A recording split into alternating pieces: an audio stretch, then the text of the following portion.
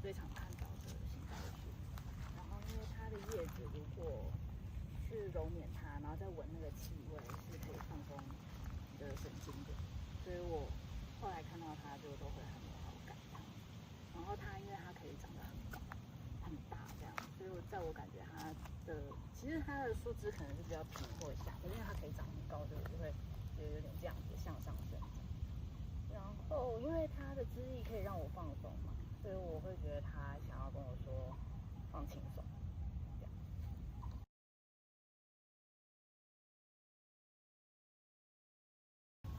我想象的是类似像那个池上那个金城武树那样，对，然后就是让大家可以在树下乘凉啊休息，然后享受一个比如说美好的下午啊之类的。那希望大家都可以幸福平安。谢谢谢谢。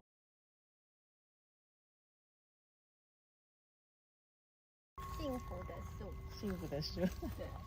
然后就是我得到的那一句话，就是好好长大，就是在长大的路上好好长大。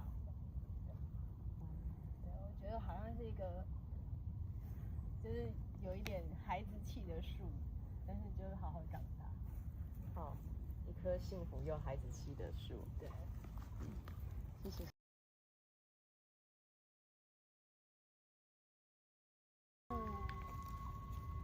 其实就是2个字，就是陪伴。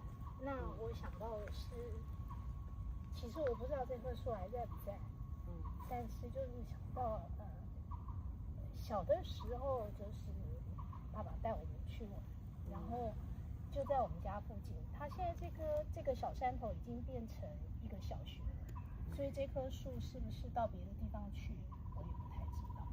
但是我对这棵树的印象是它已经倒下来了，可是它并没有枯死，所以我和我的弟弟妹妹都跟这棵树一样，就是它带给我的印象很深。那幸福、陪伴、温暖，谢谢，是一棵记忆里面的老树。对，然后有曾经陪伴过你的童年。